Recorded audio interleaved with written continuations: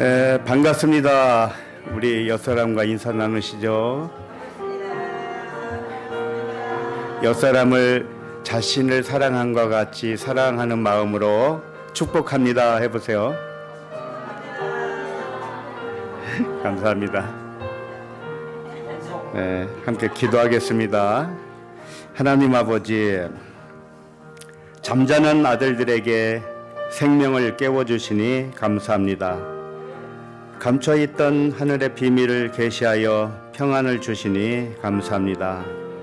밭에 감추인 보화를 발견하게 하시고 자기 의로움을 모두 팔아서 영생으로 들어가니 세상이 천국으로 변하여 덩굴채 굴러오게 하심을 감사합니다.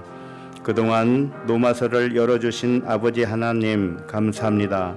표면적 로마서는 물로 씻어주시고 이면적 로마서는 영혼의 진리로 새겨지게 하심을 감사합니다.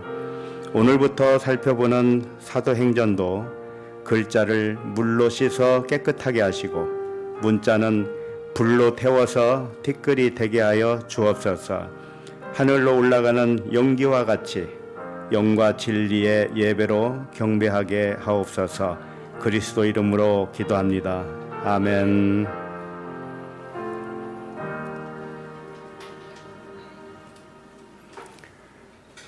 하나님 말씀은 사도행전 1장 1절로 3절입니다.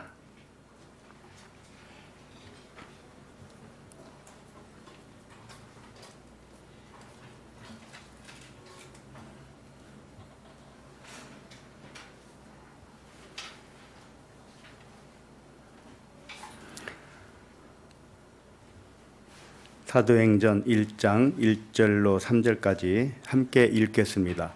시작. 데오빌로여, 내가 먼저 쓴 글에는 무릇 예수께서 행하시며 가르치시기를 시작하심부터 그가 택하신 사도들에게 성령으로 명하시고 승천하신 날까지의 일을 기록하였노라.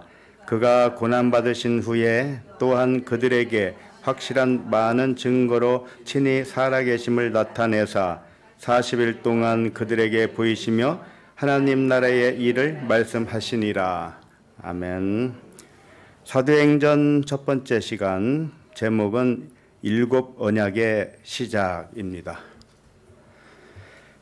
제목이 오늘 본문의 내용과는 별 상관이 없어 보일 것입니다. 그러나 사실은 말씀이 무슨 내용이든지 상관없이 모든 말씀은 일곱 언약의 말씀이 됩니다.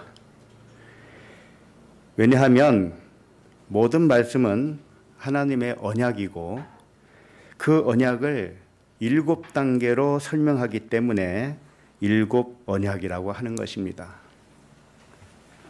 성경에서 언약의 상징물이 종종 등장합니다.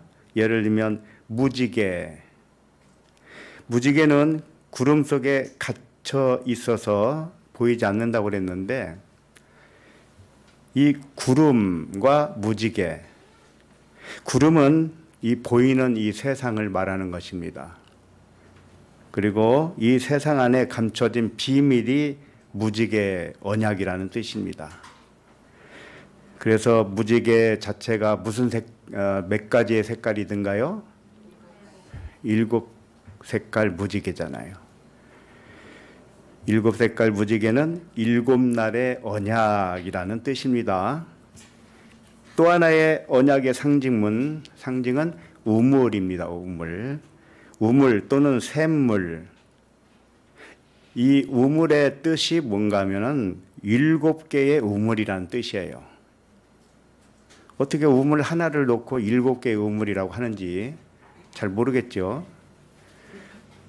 우물은 구덩이 속에 물이 나는데 물은 뭡니까? 진리죠. 그러니까 일곱 날의 언약이 진리의 생명수로 솟아난다는 의미를 우물, 일곱 개의 우물로 상징하고 있었던 것이죠. 그래서 구름과 우물을 언약의 상징물로 대표로 소개했습니다마는 사실은 모든 단어 하나하나가 언약을 상징하고 있었던 것입니다. 이 상징으로 준 만물, 보이지 않는 신성을 만물을 통해서 깨달으면 일곱 언약으로 깨달은 것과도 같다는 말씀이에요. 상징과 실체를 깨닫는 것을 익숙한 표현으로 하면 예수는 그리스도입니다. 바울이 그랬죠. 예수는 그리스도라는 복음만 전했다고 했습니다. 예수는 그리스도가 뭐냐? 보이는 예수는 보이지 않는 그리스도를 알게 해서 그리스도로 구원받게 한다, 그런 뜻입니다. 그리스도로 구원받게 하는 것이 구원할 자 예수라는 뜻입니다. 예수는 보이는 육체요, 보이는 만물의 상징입니다. 그래서 보이지 않는 것을 보이는 것을 통해서만 알 수 있어요. 그래서 보이는 것은 구원할 자가 되는 겁니다.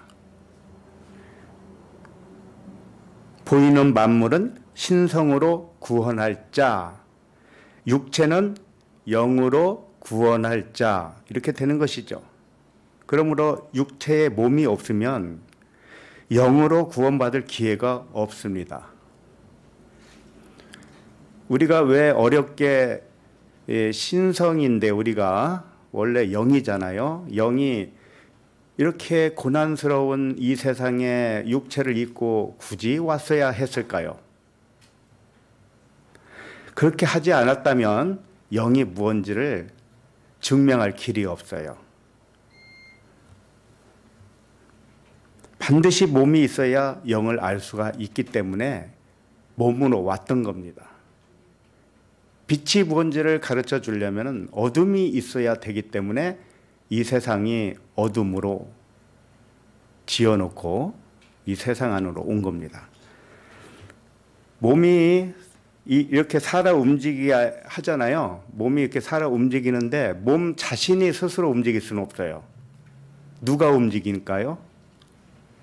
영이죠, 영. 그래서 몸이 살아 움직이게 하는 존재는 영이기 때문에 그래요.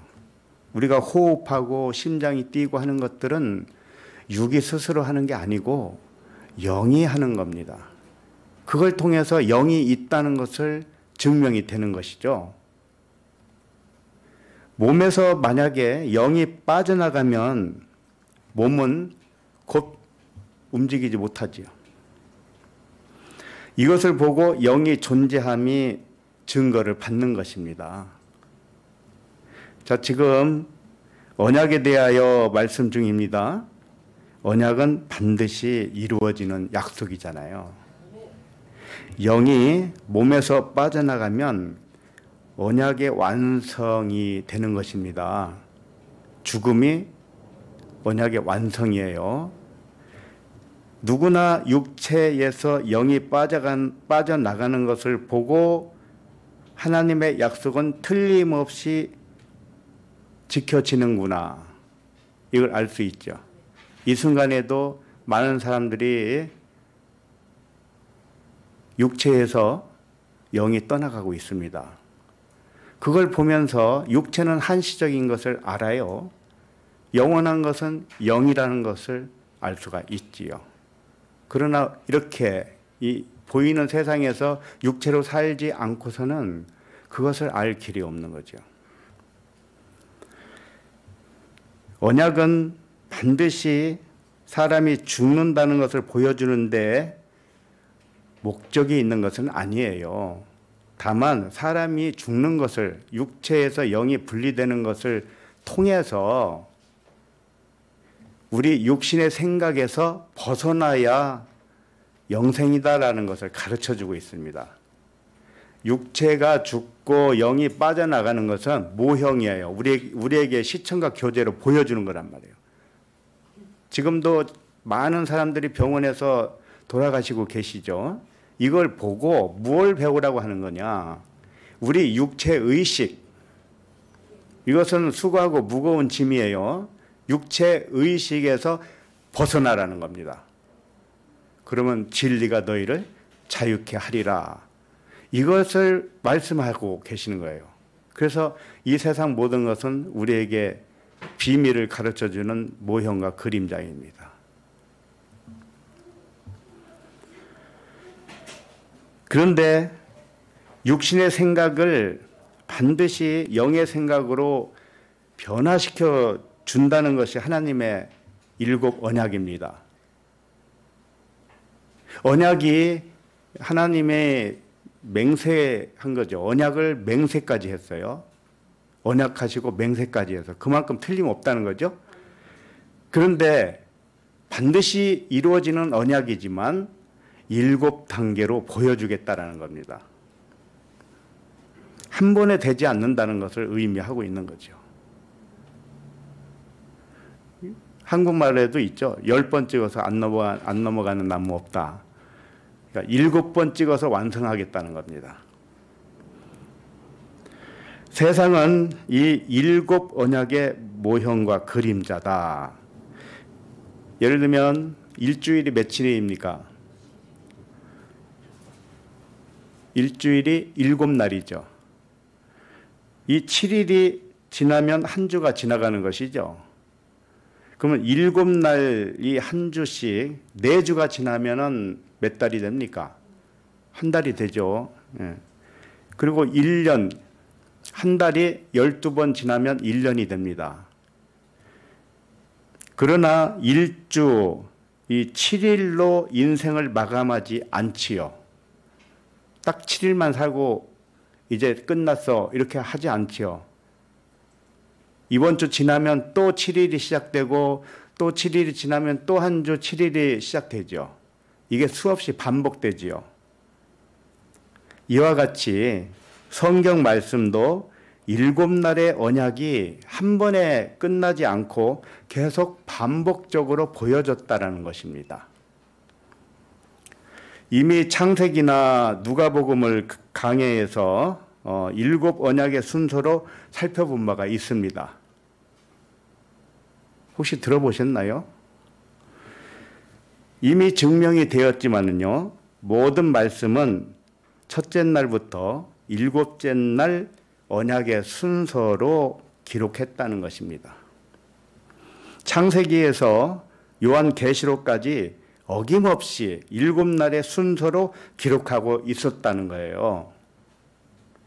물론 오늘부터 살펴보는 사도행전도 마찬가지겠죠.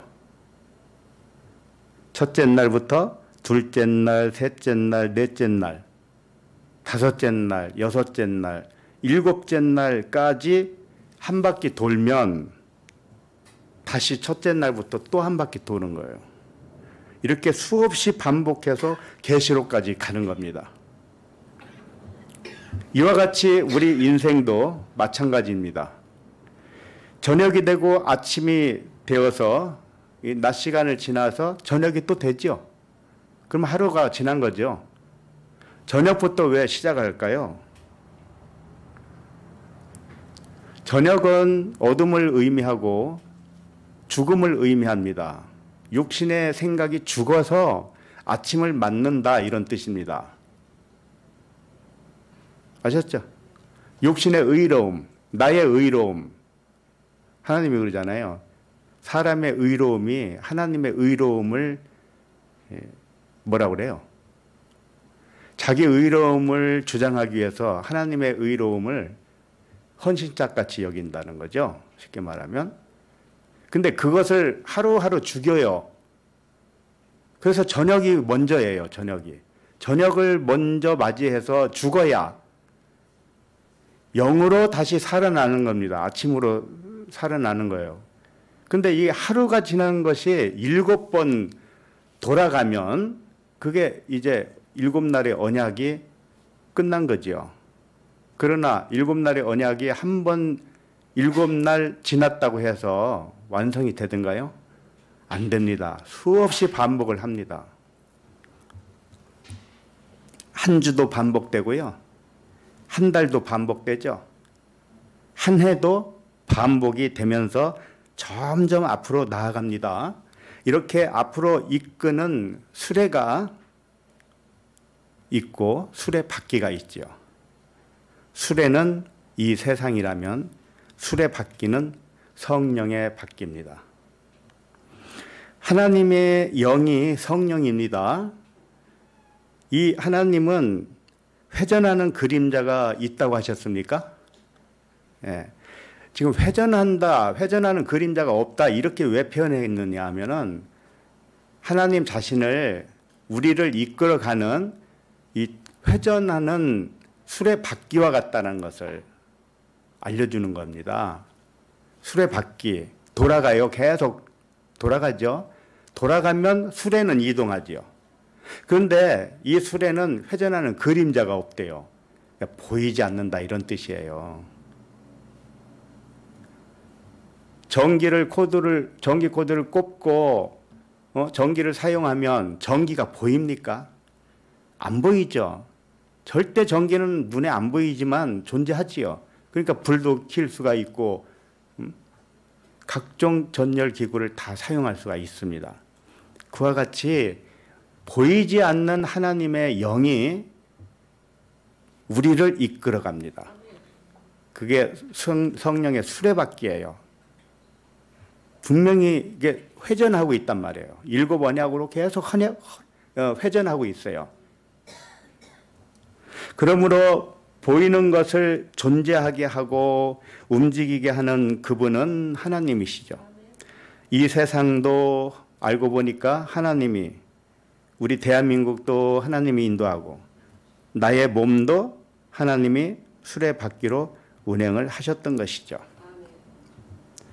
말씀 서두에 왜 이 말씀을 먼저 했을까?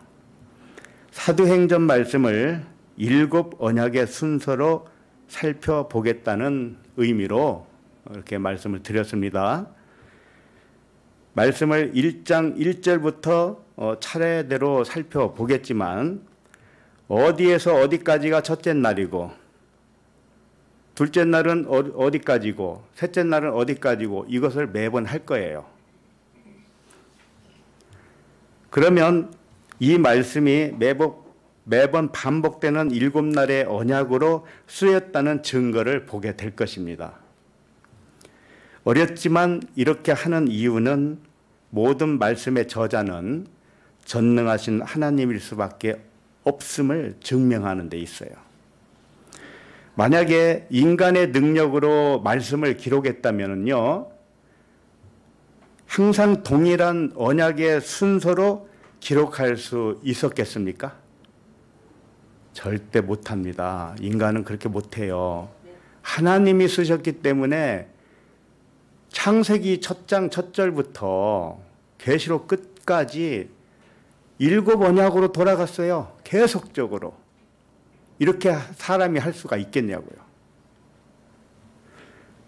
말씀이 창세기로부터 계시록까지 기록한 사람은 약 40여 명이에요. 기록한 기간은 1600년 정도 됩니다. 이와 같이 엄청나게 긴 세월 동안에 40여 명의 다른 인물이 성경을 기록했는데 한결같이 영과 진리에 관하여 말씀하고 있었다는 것입니다. 사람이 쓴 책은 이렇게 할 수가 없어요. 더군다나 모든 말씀이 7날의 순서로 어긋나지 않고 기록했다는 거 얼마나 놀라운 일인지 모릅니다. 그런데 사람들은 오해를 합니다. 이 성경을 영과 진리로 깨닫지 못한 사람들은 성경 말씀에서 떠나갑니다. 왜냐하면 성경 말씀과 자기 실생활과 적용을 해보니 맞지 않는 게 너무나 많습니다. 그리고 아무리 읽어도 모르겠다고 하기 때문에 흥미도 잃어버립니다. 그래서 많은 세월 동안 교회도 나가고 성당도 나가고 하지만 그 마음속에서는 즐거움도 없고 확신도 없고 믿음도 없는 거예요. 왜? 성경이 열리지 않았기 때문에. 하나님을 못 믿는 겁니다. 자, 그런 사람이 하나님을 모르기 때문에 성경을 깨닫지 못하고 하나님을 오해합니다. 그래서 하나님은 그런 사람들도 불쌍히 여길 수밖에 없잖아요. 그래서 또 다른 조치를 취하게 됩니다. 그 또 다른 조치가 뭘까요?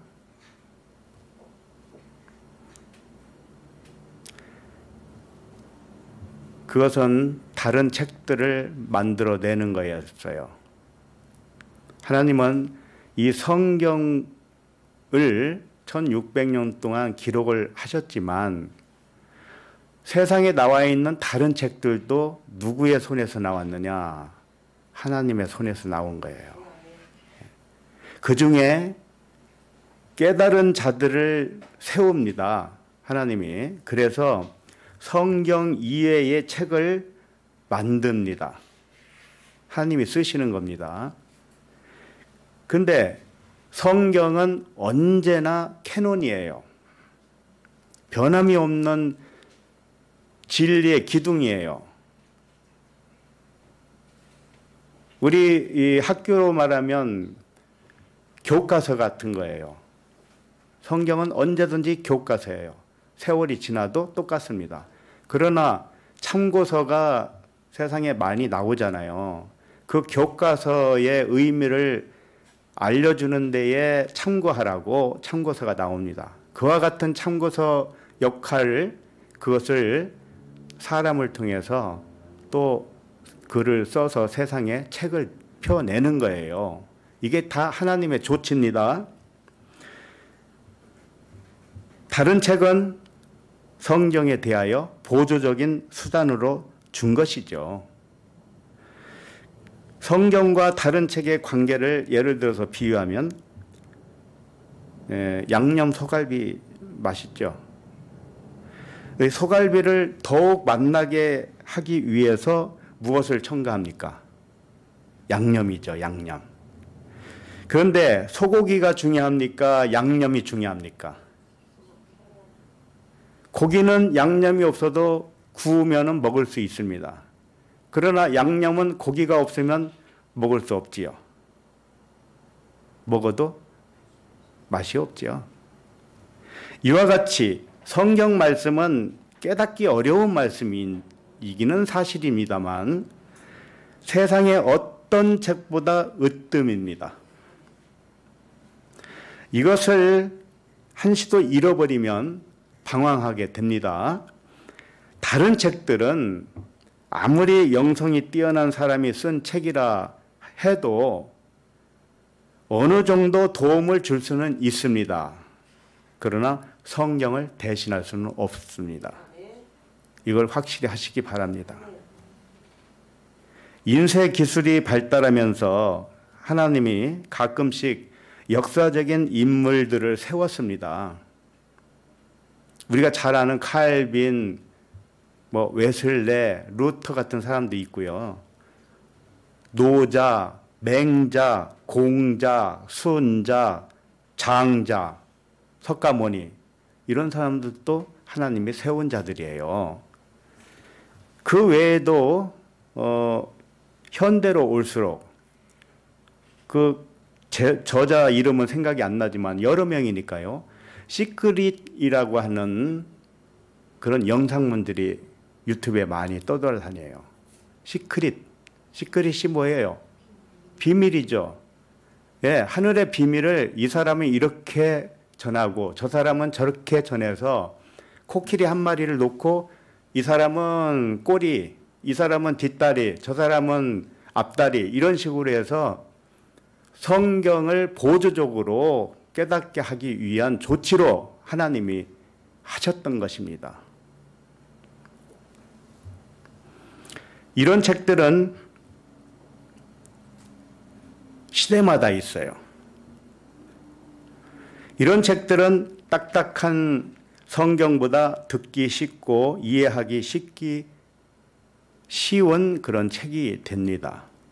그래서 성경을 표면적으로만 공부한 사람들이 성경을 떠나서 그런 책을 접하게 되면 쏠깃합니다.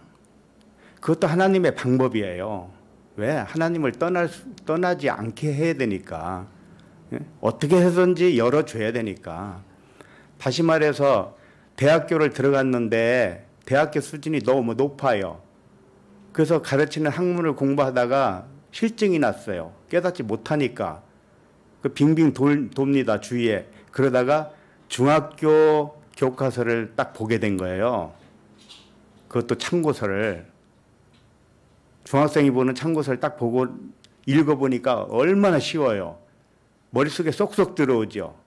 그러니까 이야, 이제 찾았다. 진리를 찾았다. 그래서 그 책을 오히려 더 선호합니다. 성경책보다 그 책을 더 선호해요. 그래서 중학생 수준의 책을 선호한 사람들과 함께 모임을 만들어요. 책 모임. 이것은 옛날부터 있었습니다. 교회에서 적응 못하고 교회에서 또 진리를 설포하지는 않았거든요. 그러니까 거기에 신물을 느낀 사람들이 다 교회를 떠나요. 성당도 떠나고 이러다가 이런 책들을 사이드에서 접하게 됩니다. 시크릿. 얼마나 좋아요. 하늘의 비밀. 그거 읽어봅니다. 야, 이거다. 바로 이거야. 저 교회는 엉터리였어. 저 목사 이야기는 엉터리였어. 이제 이렇게 되면서 그런 사람들끼리 모임을 만든다니까요. 그리고 그 책을, 참고서와 같은 그 책을 성경 말씀보다 더 위에 놓고 또 하나의 우상처럼 섬기게 됩니다. 이건 어느 시대에나 있었다니까요. 그리고 성경 말씀을 하는 사람들을 마치 야만인을 쳐다보듯이 합니다. 아직도 성경을 보고 있단 말이야. 아직도 고리따문 성경을 보고 있단 말이야. 너희들은 이 비밀 모르지? 시크릿 한번 읽어봐. 이런단 말이에요. 그러나 그런 책들 중에도 하나님의 마음으로 쓴 저자가 있어요.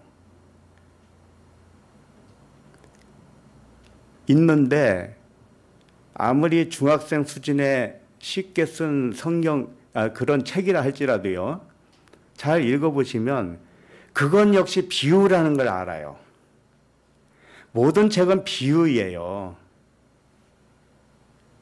비유가 아니면 말할 수가 없기 때문에 그렇습니다. 그래서 세상에 나와 있는 그 책을 보면서 비유를 진실로 알지 못하기 때문에 역시 그 사람은 또 다른 우에 빠지게 됩니다. 예를 들어서 평생 성경을 배우고 설교를 들었던 사람에게 아버지의 음성이 들렸다고 합시다. 네? 아버지의 음성이 들렸다고 해요. 아들아, 성경이나 그 목사나 그 신부들이 한 말의 그 출처는 믿을 것이 못 된다. 이런 음성을 들었다고 합시다. 그럼 그 음성을 들었으면 그 사람은 어떻게 될까요?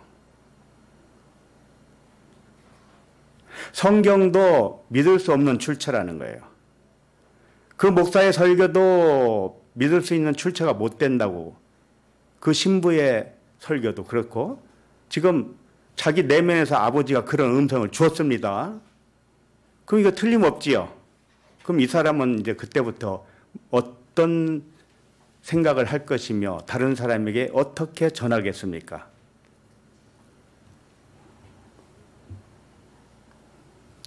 성경 보지 말라고 할 거 아닙니까? 그러겠죠. 그런데 이게 비유라고 그랬잖아요. 그런 음성을 들었다 할지라도 그 말씀 자체가 비유로 주신 하나님의 음성이란 말이에요. 그럼 그걸 해석을 해보세요. 너희들이 지금까지 배우고 설교를 들었는데 그건 믿을 수 없는 출처다. 믿을 수 있는 출처가 못 된다. 그게 무슨 뜻일까요? 생각을 해보세요. 성경을 하나님 자신이 1600년 동안 40여 명의 저자를 통해서 기록을 하게 했습니다. 그래 놓고 어떤 사람에게 마음으로 말씀을 하기를 그런 건 믿지 말아라 했다면, 그러면 지금까지 하나님이 성경 가지고 사기를 친 겁니까? 생각을 해보세요. 어떤 음성이 진짜입니까? 근데 틀림없이 마음으로 들었습니다. 이거 부인할 수가 없어요. 근데 그걸 해석을 할 줄 알아야 돼요. 무슨 뜻이냐? 네가 배운 성경은 다 겉으로만 배웠잖아. 네가 들은 설교도 다 겉으로만 들었잖아. 그러면 그거 믿을 수 없는 출처가 맞잖아. 성경 자체를 부인하는 하나님의 말씀이 아니었단 말이에요. 근데 사람들은 우둔해서 그걸 액면 그대로 받아들인단 말이에요. 그래서 그런 사람들은 성경 보지 말아라 그런다니까요. 교회 다니는 사람들을 끄집어내서 거기 가지 말고 우리 책 모임에 와라 그런단 말이에요. 그런 예가 옛날부터 있었단 말이에요. 옛날부터. 그러다가 흐지부지 없어져요. 그런 것들은. 하나님은 성경을 잘 모르기 때문에 보조적인 수단으로 사람들을 세워서 부분적인 진리를 말씀을 합니다. 그러나 성경은 캐논이에요. 생각을 해보세요. 어떤 저자를, 영성가를 높여서 하나님이 세웠다고 해요. 그래서 책 한 권을 냈다고 합시다. 그 사람은 한 사람이 그렇게 한 거죠. 성경은 몇 사람이 했다고요? 40여 명이에요. 그리고 몇 년 동안요? 1600년 동안요. 그런데 저자가 다르고 시대가 다르는데 내용이 진리로 보면 한 가지예요. 진리 하나예요. 이렇게 할 수 있는, 이렇게 해서 증거를 받는 자가 있었습니까? 그동안에? 성경 저자밖에 없잖아요. 베스트셀러가 뭡니까? 성경이잖아요.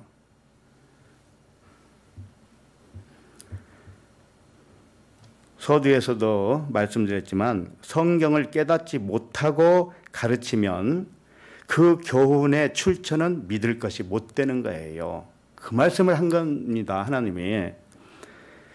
그렇다고 해서 성경이 믿을 것이 못 된다는 말씀은 아니었을 거 아닙니까?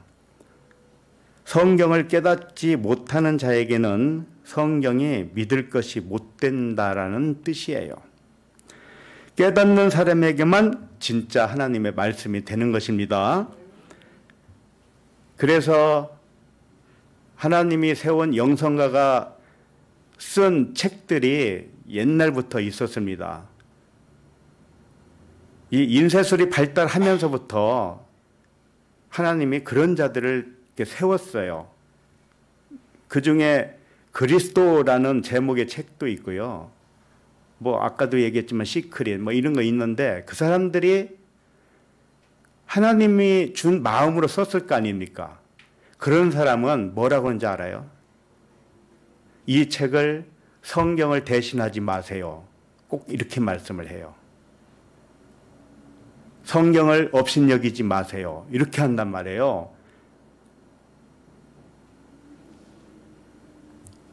마태복음 12장 32절을 볼까요?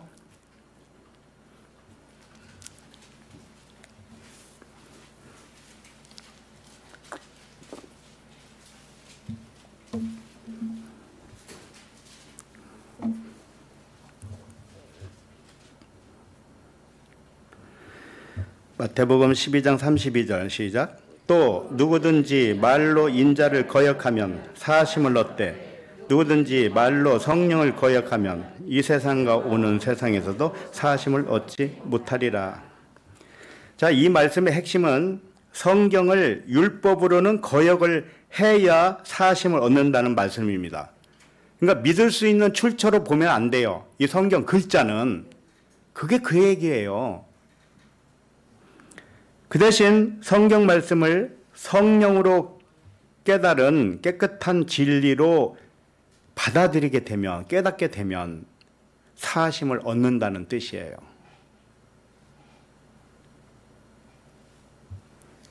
다시 말해서 성경을 문자대로 믿을 수 있는 출처가 못 됩니다.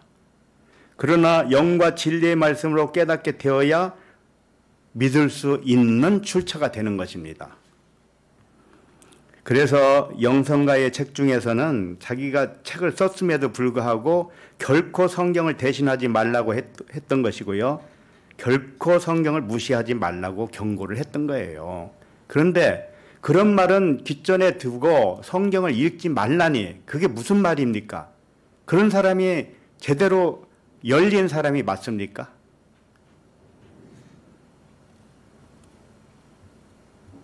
그런 자에게서 떠나야 됩니다. 그런 자에게서 성경으로 돌아오세요.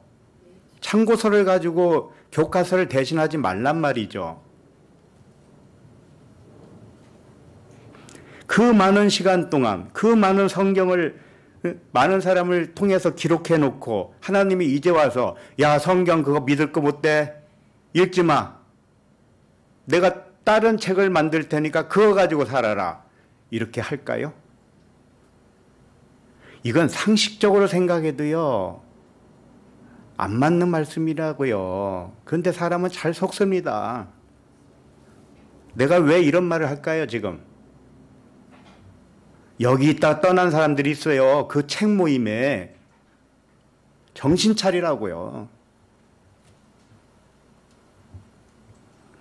그 말을 문자대로 믿는 사람이야말로 육신의 눈과 귀만 가지고 있는 것입니다. 세상에 나와 있는 책들은 참고서와 같아요. 성경책은 교과서와 같아요. 참고서를 가지고 교과서를 대신하지 말아야 합니다. 참고만 하세요. 그런 모임에서 속히 나오시기 바랍니다. 그런 모임에서 더 이상 속이는 자가 되지 마시기 바랍니다. 혼자만 그냥 읽고 마세요. 성경책이든 참고 서적이든 다 비유라는 걸 아셔야 돼요. 해석할 필요도 없고요. 깨달을 필요도 없이 초등학생처럼 읽어서 바로 이해된다면 그건 잘못된 거예요. 아니 초등학교 수준이 바로 읽어서 이해되는 것이 무슨 영성입니까 그게? 예? 그게 영적인 그게 말씀이라고 할 수가 있겠습니까? 이사야 34장 16절을 봅니다.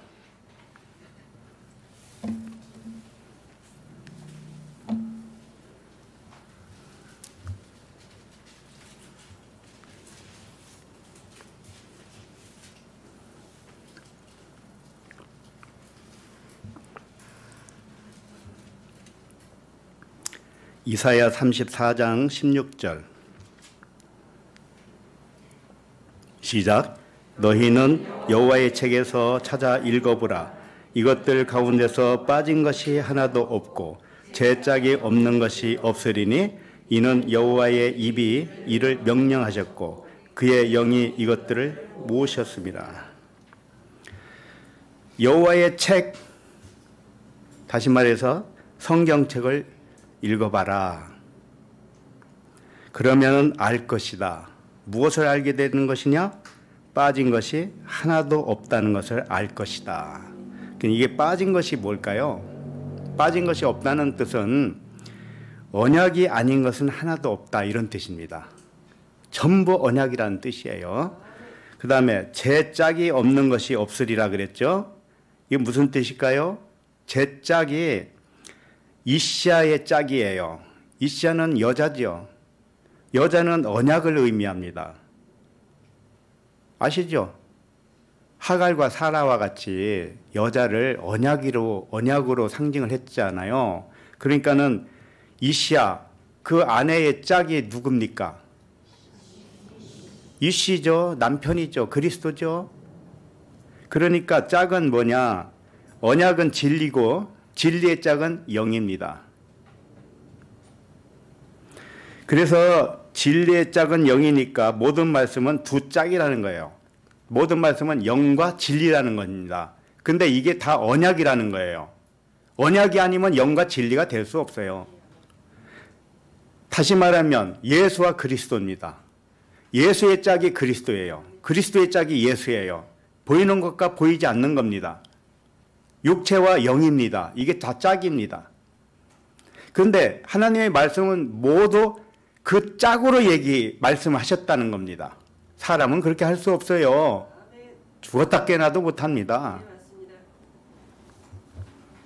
육체 예수는 율법이요, 그리스도는 영이죠. 육체가 십자가에 달리면 부활의 몸이 되죠. 그러면 진리의 의식이 됩니다. 우리도 육신의 의식이 죽고 진리의 의식이 되면 우리가 진리예요. 그러면 진리의 짝이 뭡니까?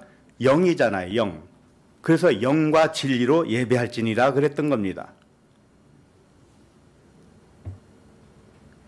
그래서 제 짝이 없는 것은 하나도 없다는 거예요. 모든 말씀은 영과 진리라는 뜻이죠. 그 다음에 거기 뭐라고 했냐면 이는 여호와의 입이 이를 명령하셨고 그의 영이 이것들을 모으셨습니다. 성경 66권이 우연인 것 같죠? 하나님의 영이 그걸 모았다는 겁니다. 이렇게 틀림이 없는 거예요. 이 성경은. 여호와의 입은 영과 진리만 말했다는 뜻이고요.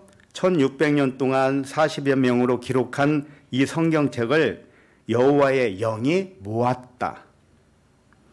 그런데 이 성경책이 이제 와서 허접한 책이 되겠습니까? 하나님이 그렇게 하셨는데 이제 와서 그런 거 읽지 말아라, 새로운 책을 읽어라 이렇게 하겠습니까? 하나님이 정신 나가는 하나님이에요? 디모데후서 3장 16절 제가 읽습니다. 모든 성경은 하나님의 감동으로 된 것으로 교훈과 책망과 바르게 함과 의로 교육하기에 유익하니. 모든 성경은 하나님의 감동을 쓴 거지요. 사람이 쓴 게 아니라는 거예요. 사람의 생각이 거기 가미되지 않았다는 뜻입니다. 긴 세월 동안 여러 사람들을 통해서 쓴 이 성경책, 이것은 하나님이 직접 사용한 거예요. 쓴 거예요. 자기가 마음으로 사람에게 넣어줬죠. 그러면 그게 친필이 됩니다. 그럼 사람은 그걸 받아 쓴 거예요. 그럼 대필이 되죠. 대필과 친필은 동일합니다. 이렇게 해서 탄생한 것이 성경책입니다. 그런데 역사적으로 가끔 어떤 사람에게 참고서를 쓰게 한 것을 가지고 성경을 폐하려 한다니 이건 어처구니 없는 일입니다. 이런 안타까운 일이 발생하지 않고 다만 참고서적으로만 사용하시면 괜찮겠습니다. 자, 그러면 사도행전 본문을 보겠습니다.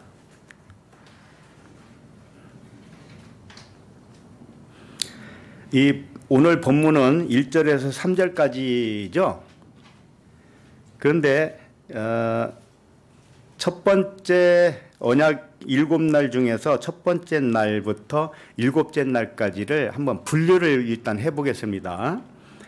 자, 첫 번째에서 7째 날의 언약으로 보면 1절에서 11절까지가 됩니다.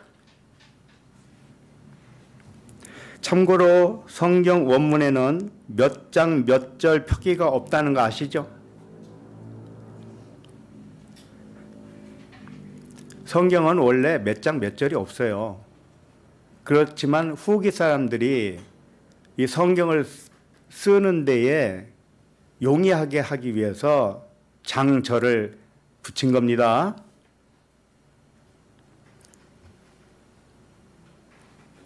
자, 그러면 첫째 날은 어디에 해당되느냐? 1절, 2절입니다. 첫째 날은 창세기 처음으로 가면은 그게 이제 스탠다드가 돼요. 7날까지의 그 창조 기사가 있죠. 이게 기준이 된단 말이에요. 그러나 모든 성경이 그 기준에 의해서 한 바퀴 한 바퀴 한 바퀴 이렇게 계속 돌아간다는 거 아시기 바랍니다. 그러면 사건도 다르고 어떤 이야기도 다르고 다 다를 수가 있습니다만은 잘 뜯어보면 창세기 처음에 창조 기사의 그 내용이 일치가 됩니다. 이래서 성경은 하나님이 썼다고 하는 거예요. 자, 첫째 날은 뭡니까? 첫째 날은 빛이 있으라 그랬잖아요. 빛이 있으라고 해놓고 빛과 어둠을 나눴지요. 그죠? 그래서 빛을 낮이라 하고 어둠을 밤이라 했습니다. 일곱째 날은 어둠이 빛을 깨닫는 그때가 일곱째예요. 안식이란 말이에요. 그러니까 결국은 첫째 날 빛을 창조하고 그 빛과 어둠을 나눴어요. 첫째 날 그랬습니다. 그리고 둘째, 셋째, 넷째, 여섯째 이렇게 가는 동안에 어둠이 빛을 깨닫는 과정이란 말이에요. 우리 자신이 빛입니다. 그러나 육체로 오는 순간에 어둠이 된 거예요. 나를 잃어버렸단 말이에요. 그런데 일곱째 날까지 간다는 것은 뭐냐? 내가 어둠인데 어둠이 원래 빛이었다라는 것을 깨닫는 것을 말하는 겁니다. 그랬을 때 비로소 안식이 온다는 거예요. 내 자신을 찾았을 때 안식이에요. 그래서 자기 자신의 빛의 존재로 깨달으면 다시 빛으로 돌아온 거죠. 그렇죠. 그러니까 만물이 말씀에게서 나오고 말씀과 함께 있고 말씀으로 돌아간다고 그랬잖아요. 네? 원래 근본에서 나와서 근본으로 돌아가는 거, 이게 안식이에요. 이걸 일곱 언약으로 우리에게 설명을 해주는 것이죠. 자, 1절, 2절이 왜 첫째 날이라고 할 수 있는가? 여기 보면 데오빌로여 내가 먼저 쓴 글에는 무릇 예수께서 행하시며 가르치시기를 시작하심부터 시작이 나오죠. 첫째 날, 둘째 날, 셋째 날 여기를 잘 보면은요, 이 단어 하나하나가 첫째 날은 시작이라는 단어도 나오죠. 또 다른 데서는 그렇게 안 하고 다른 또 표현으로 합니다. 이게 우리에게 알려주려고 힌트를 자꾸 주는 겁니다. 말씀에 힌트가 다 들어있어요. 시작이에요. 이게 첫 번째 날 아니겠습니까? 그 다음에 2절은 뭐냐? 그가 택하신 사도들에게 성령으로 명하시고 승천하신 날까지의 일을 기록하였노라. 원래 예수는 육체입니다. 그리스도라고 안 했습니다. 1절에 예수가 가르치기를 시작했다고 했습니다. 이건 첫째 날이에요. 그런데 뭘 가르쳤느냐? 성령으로 승천하는 것을 가르쳤다라는 거예요. 응? 성령으로 승천이 뭡니까? 우리가 영으로 깨닫는 거죠. 깨닫고 하늘에 앉힌 바 된 상태. 나를 증거하고 있는 거예요.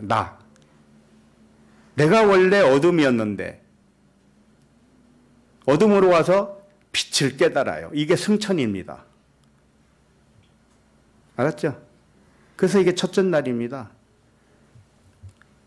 자신이 빛의 존재로 깨달으면 다시 빛으로 돌아간다 하는 것이죠. 이게 승천이에요.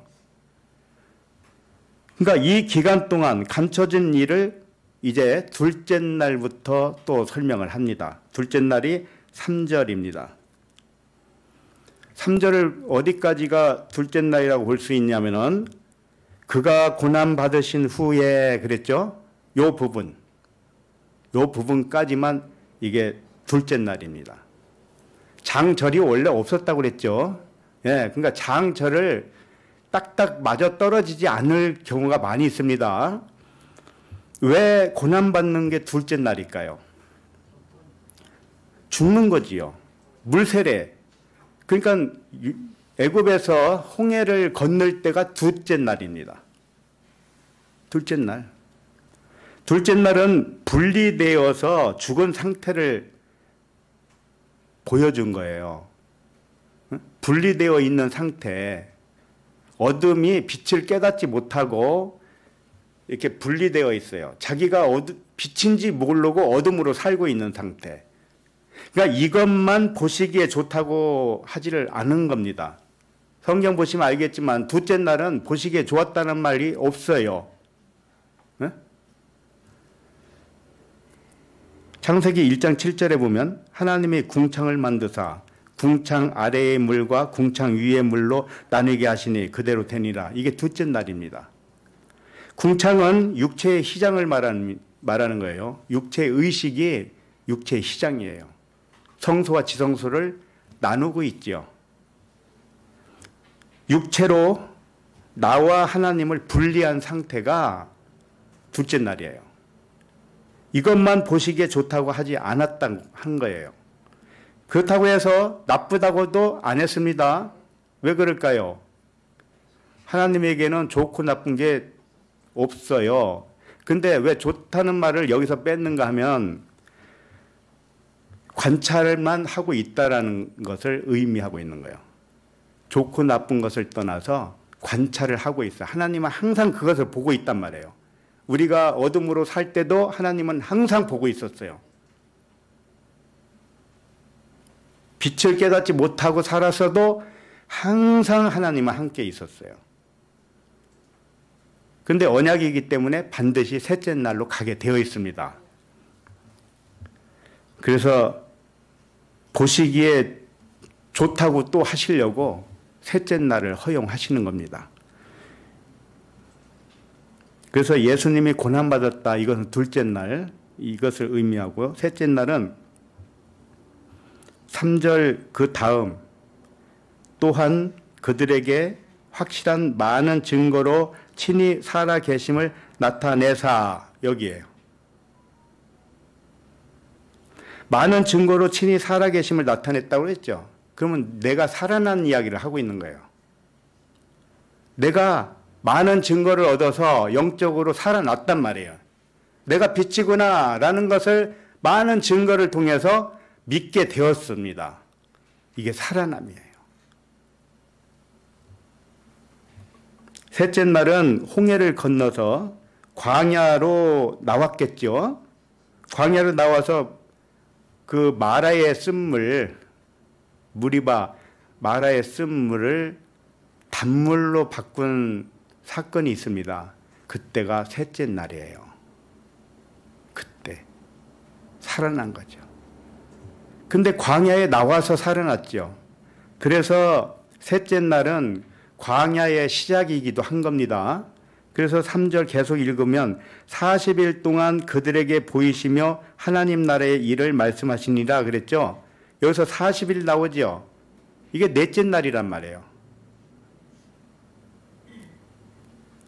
정확하지 않습니까? 그래서 40일 동안 그들에게 보이시며 하나님 나라의 일을 말씀하시니라. 이게 광야의 전 삶이에요. 40일이라고 돼 있지만 4일, 40일, 40년, 다 400년 다 시험 기간이잖아요. 4는 동서남북을 의미하고 동서남북, 땅의 관점이 하늘의 관점으로 완성되는 광야의 삶을 의미하는 것입니다. 그래서 넷째 날은 40일 동안 그들에게 보이시며 하나님 나라의 일을 말씀하시니라 에서부터 어디까지냐? 5절까지예요. 4절을 읽어보면 사도와 함께 모이사 그들에게 분부하여 이르시되 예루살렘을 떠나지 말고 내게서 들은 바 아버지께서 약속하신 것을 기다리라. 요한은 물로 세례를 베풀었으나 너희에게 몇 날이 못되어 성령으로 세례를 받으리라 하셨느니라. 자, 사도와 함께 모였다는 것은 광야에 이스라엘이 모여서 광야 생활을 시작한 것과 같은 의미를 가지고 있는 것이고, 예루살렘을 떠나지 말라는 것은 예루살렘은 율법을 의미하는 것입니다. 율법이 예루살렘에서 나왔잖아요. 그러니까 율법을 떠나지 말고 내게서 들은 바 아버지께서 약속하신 것을 기다리라 그랬어요. 율법 아래에 있는 언약을 발견하라는 뜻이에요. 그게 광야의 삶이에요. 그리고 5절에 보면 요한은 물로 세례를 베풀었으나 너희는 몇 날이 못되어 성령을 세례를 받으리라 그랬죠. 성령 세례를 받는 것이 언제는 다섯째 날이에요. 요단강 건너가는 시점을 다섯째 날 성령 강림이에요. 그래서 오순절이 이제 나중에 나오는 겁니다. 그래서 넷째 날은 두 광명체를 만드셨다고 했습니다. 창세기 보면 두 광명체가 뭘까요? 낮과 밤을 주관하는 두 광명체. 하나는 율법이요, 하나는 진리예요. 본문 표현으로 말하면 물세례와 성령세례예요. 아셨죠? 작은 광명체가 뭐라고요? 율법. 큰 광명체가 뭐라고요? 진리. 세례로 말하면 작은 광명체는 물세례, 큰 광명체는 불세례, 성령세례. 예. 자, 그러면 다섯째 날이 어디냐? 6, 7, 8절입니다. 다섯째 날. 그들이 모였을 때에 예수께 여쭈어 이르되 너희가 주께서 이스라엘 나라를 회복하심이 이때이니까 하니, 이스라엘이 나라가 회복되는 거, 이게 뭐냐면 1세대가 죽고 이제 2세대로 넘어가는 거예요. 이게 회복입니다. 그러니까는 언제 그렇게 되겠습니까? 이스라엘로 말하면 요단강 건너가야 가나안에 들어가야 됩니다. 그렇잖아요. 1세대는 광야에서 다 죽고 2세대로 가나안에 들어가죠. 그게 이스라엘 나라 회복이라니까요. 이르시되 때와 시기는 아버지께서 자기의 권한에 두셨으니 너희가 알 바가 아니다 그랬죠. 이게 무슨 뜻일까요? 때와 시기는 아버지만 하니까 너희들은 알 필요가 없고, 너희는 알 바가 아니다. 그런 말이 되겠지만 이 깊은 뜻이 뭡니까? 아버지만 안다고 그랬죠. 네가 아버지가 되면 알 거야, 이런 말씀이에요. 예? 우리가 아버지가 되면 아버지만 아니까 우리 자신이 알지.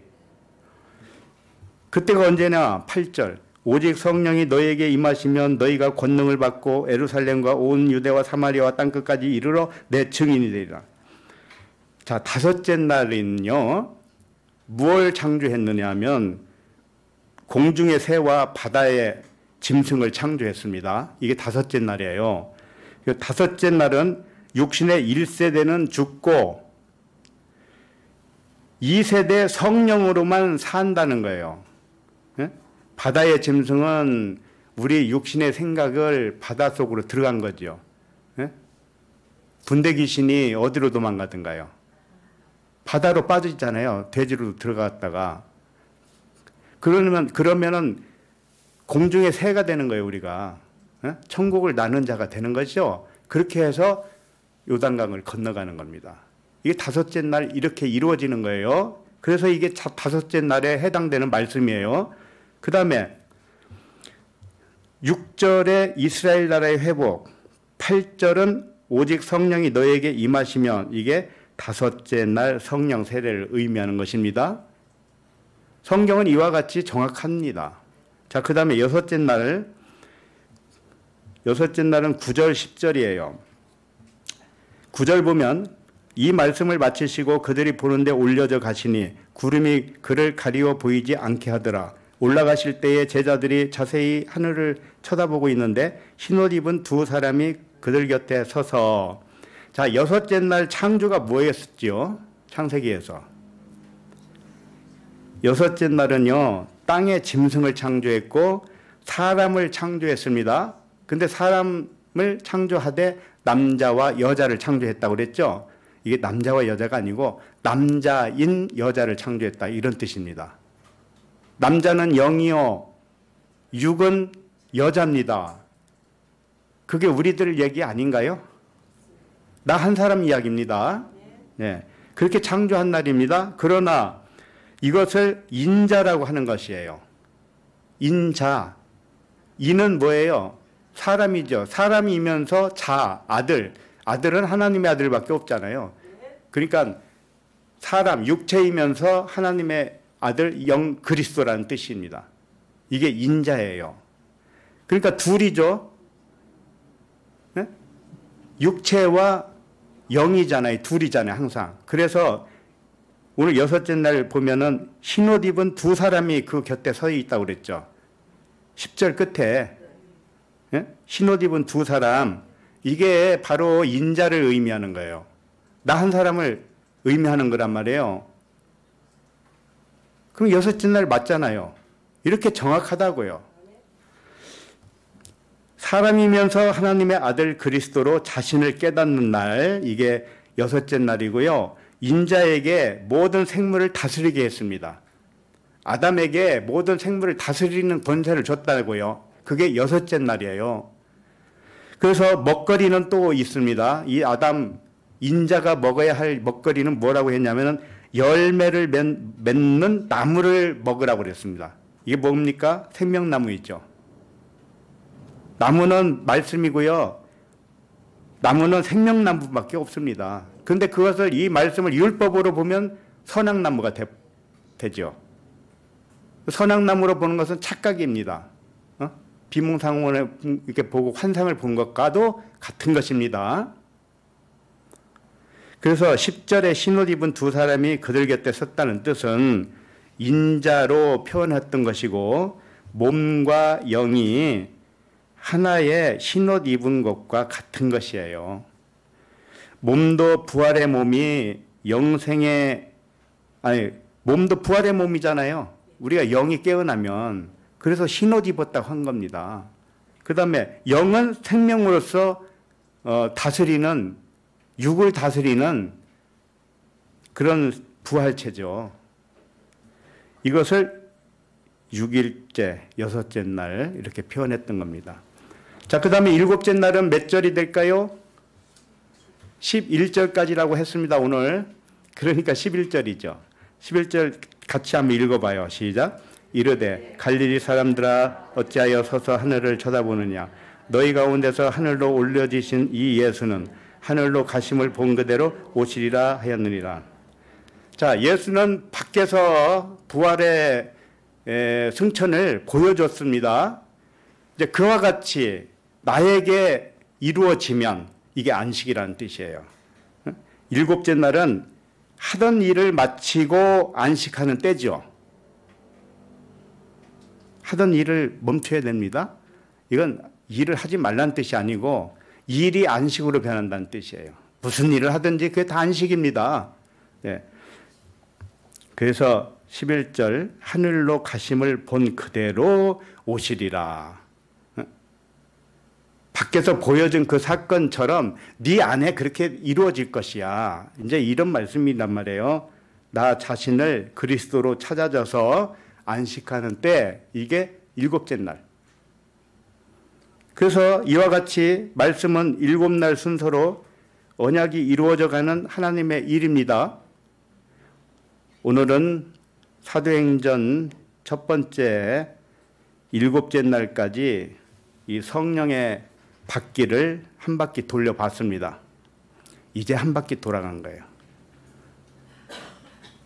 근데 대충 살펴본 거니까 오늘은 3절까지만 자세히 볼 거고 그 다음에는 또 다음 주 보게 될 것입니다. 그래서 일곱째 날까지 다 가잖아요, 우리가. 그러면 그 다음부터 첫 번째 날부터 일곱째 날까지 또 이렇게 이런 식으로 알려드리고 이제 또 시작을 할 겁니다. 매번 그렇게 할 거예요. 자, 그러면 1절에서 3절까지 내용을 다시 한번 살펴보도록 하겠습니다.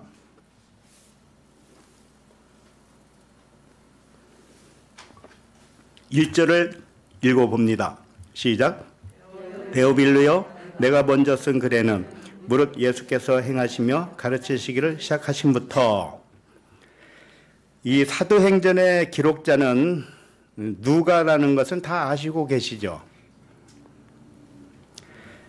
기록한 연대는 AD 62년경으로 알려지고 있습니다. 기록한 그 책 이름은 사도행전이라고 지금 하고 있죠. 그런데 원문에는 원래는 책 이름이 없었어요. 그 후대의 사람들 한 2세기쯤 와서 이름을 붙이기 시작한 겁니다.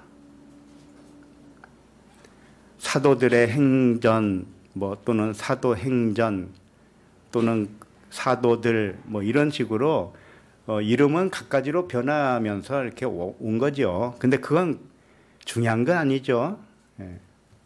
사도행전은 누가복음의 후편이라 할 수 있어요.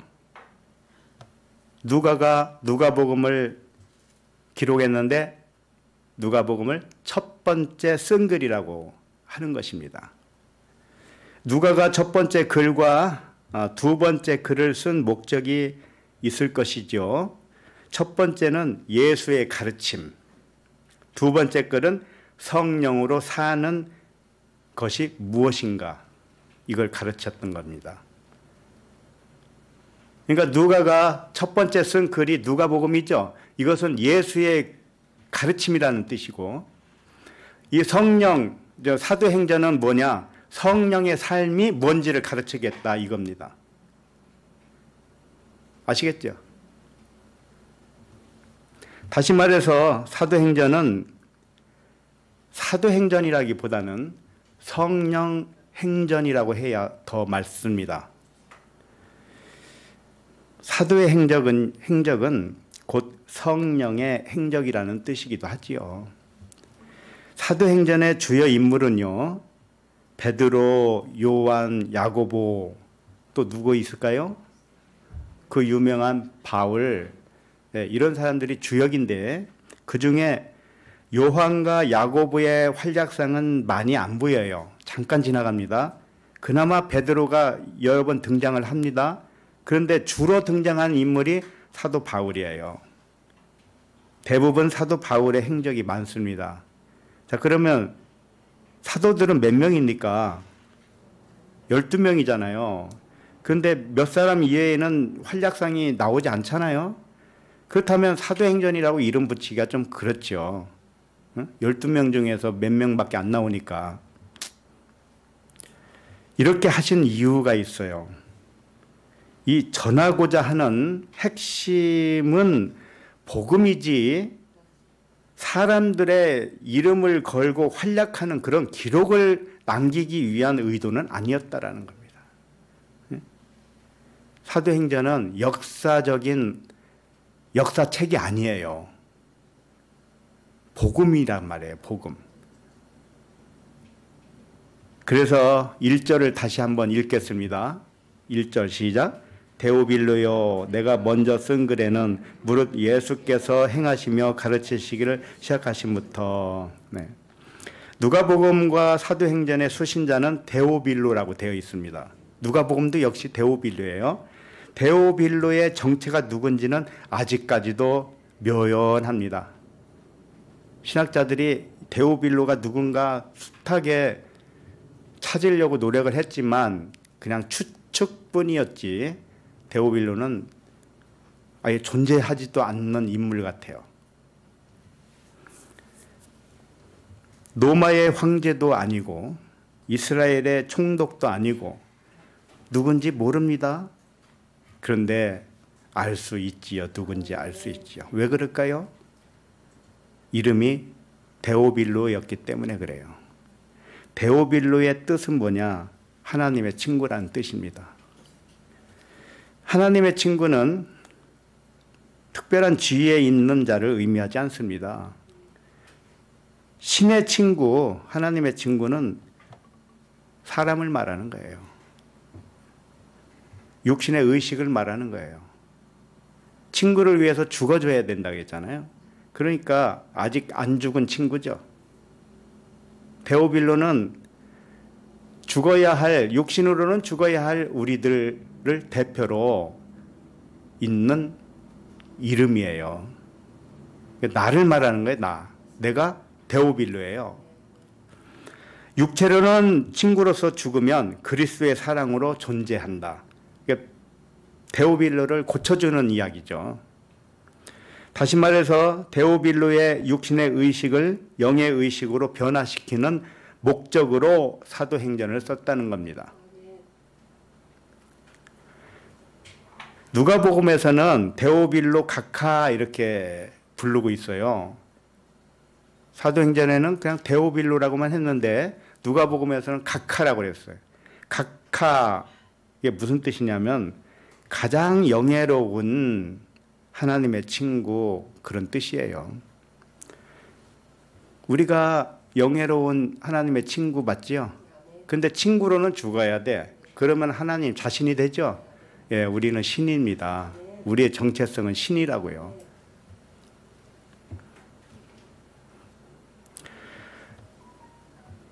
(1절은) 언약으로 말하면 첫 번째 날로 볼 수 있다고 그랬죠. 1절, 2절이. 예.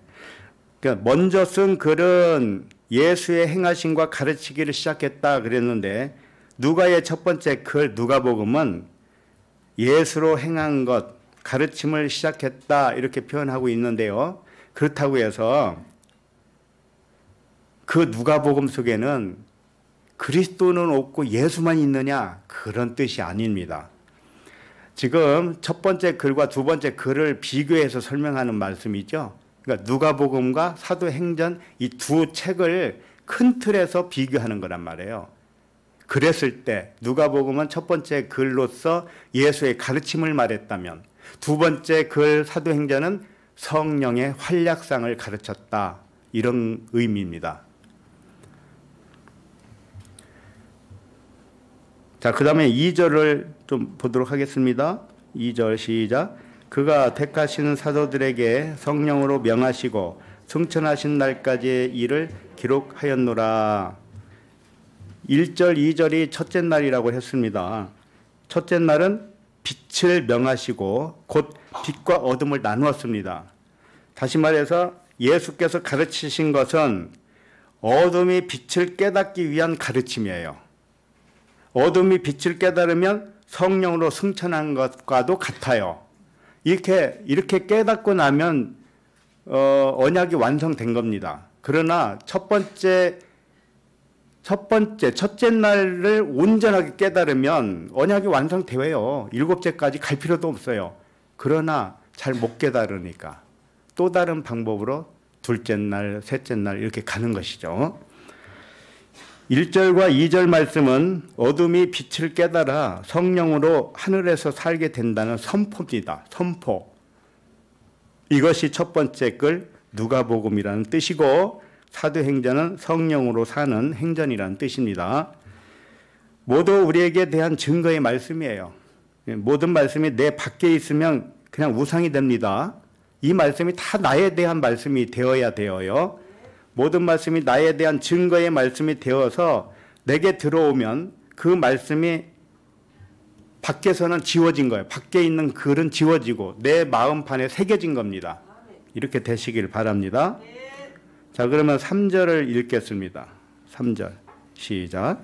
그가 고난받으신 후에 또한 그들에게 확실한 많은 증거로 친히 살아계심을 나타내사 40일 동안 그들에게 보이시며 하나님 나라의 일을 말씀하시니라. 그가 고난 받으신 후에, 이게 둘째 날입니다. 언약의 두 번째 날, 홍해의 세례, 죽음을 의미하죠. 우리가 마음의 세례, 마음의 할례를 받으면 육신의 의식이 고난을 받아요. 육신의 의식은 고난 받는 겁니다. 이렇게 해서 영의 의식으로 깨어나는 거죠. 그래서 육신의 생각은 진리의 말씀이 들어오면 육신의 생각은 도망가게 되어 있어요. 해를 받고 도망가요. 그렇다고 해서 고통스러운 게 아닙니다. 이거 기쁨이 충만하죠. 이건 은혜로 되는 것입니다. 이 둘째 날의 죽음의 의미는 이미 죽었다는 사실을 받아들이는 사건을 말하는 겁니다. 무슨 얘기냐? 육신의 생각, 이것은 죽은 거예요. 처음부터 죽은 거라고요. 환상이었습니다. 그런데 환상인 줄 모르고 살았죠. 그런데 진리를 깨닫고 나니 내 육의 생각, 내 고집, 아집, 이런 것들이 전부 이 육신에서 나온 생각이었구나. 생명과 평안이 아니구나. 이걸 깨달아요.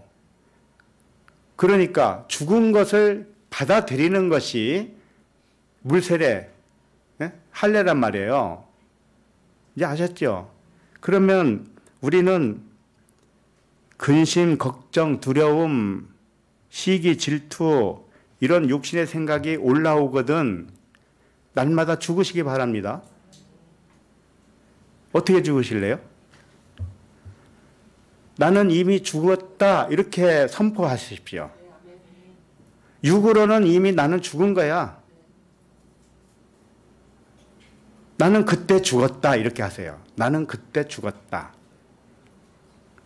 어떤 드라마에서 보니까 딸이 죽으니까 딸이 죽었어요. 일찍. 근데 그것을 경험한 아버지가 나도 그때 이미 죽었어. 이런 표현을 쓰더라고요. 딸이 죽었으니 이제 살 맛이 없다. 이 세상에 살 이유도 없다. 이런 표현이잖아요. 그와 같이 우리도 이미 죽었다 선포하십시오. 육으로는 이미 죽었다. 그 대신 영으로 살았다. 그때 죽고 그때 살아났다.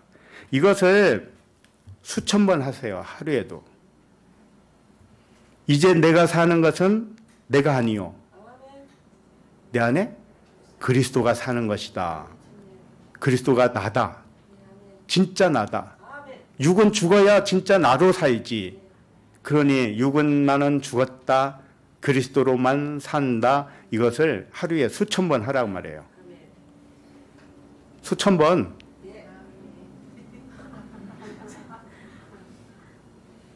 군대 가면 이렇게 찌르기만 해도 관등성명이 나오잖아요.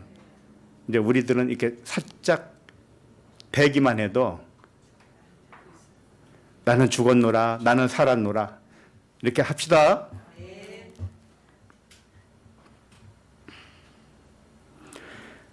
그 다음에 또한 그들에게 확실한 많은 증거로 친히 살아계심을 나타내사. 요게 이제 3일째 날. 셋째 날은 영으로 살아나는 때. 또한 그들에게 확실한 많은 증거로 친히 살아계심을 나타내사. 이 예수님의 얘기지만 나의 얘기라니까. 그 다음에 40일 동안 그들에게 보이시며부터는 이제 4일째 네 번째 날이라고 그랬죠. 40일 동안 그들에게 보이시며 하나님 나라의 일을 말씀하신다. 이게 광야의 40년이에요. 예수님이 부활하시고 40일 동안 지상에 머물렀죠. 그리고 언제 승천한 걸로 나오던가요? 오순절날. 그러니까 50일째 승천이죠. 40일 동안은 지상에 계셨어요. 제자들에게 나타났죠. 이게 광야 40년을 가르친 거예요. 이스라엘을 광야 40년 동안 가르친 것과 같이 예수님이 부활하시고 40일 동안 제자들과 함께 있었던 것은 제자들이 광야를 지나고 있었던 겁니다. 그리고 다섯째 날 요단강 건너갈 때가 언제냐? 오순절. 다섯째잖아요. 오순절이 50일째 되는 날. 그날 성령 강림했습니다. 1세대는 죽고 이제 2세대 영으로만 가나안에 들어갑니다. 그 시기가 언제냐? 다섯째 날. 오늘은 여기까지가 셋째 날과 넷째 날 이제 초 이렇게 되겠습니다. 다음 주에는 넷째 날부터 일곱째 날까지 살펴보게 되겠습니다. 자, 부탁을 드립니다. 사도행전을 역사책으로 생각하지 마시기 바랍니다. 사도행전을 사람의 교훈으로 생각하지 마십시오.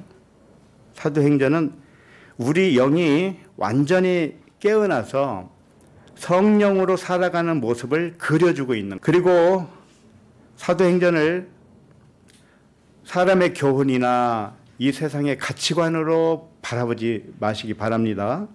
사도행전도 역시 하나님의 감동으로 쓰셨다고 그랬잖아요. 모두 짝이 있는 말씀이라고 그랬죠. 짝은 뭐라고 했어요? 영과 진리라고 그랬죠.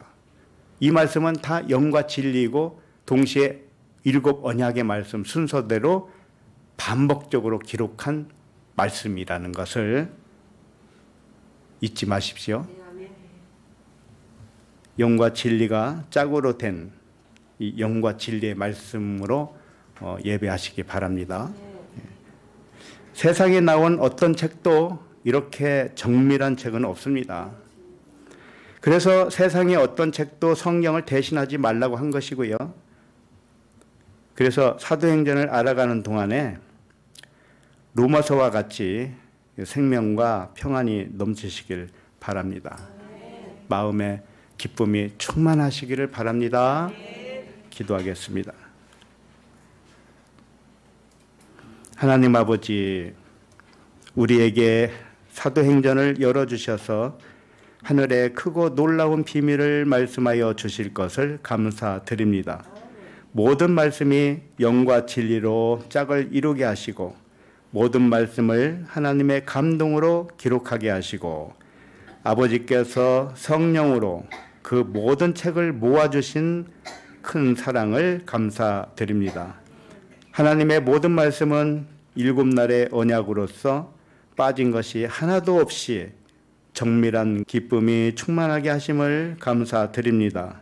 이와 같이 우리의 하루하루의 삶이 사도행전이요 성령의 행전이 되게 하여 주옵소서. 감사드리며 그리스도 이름으로 기도합니다. 아멘.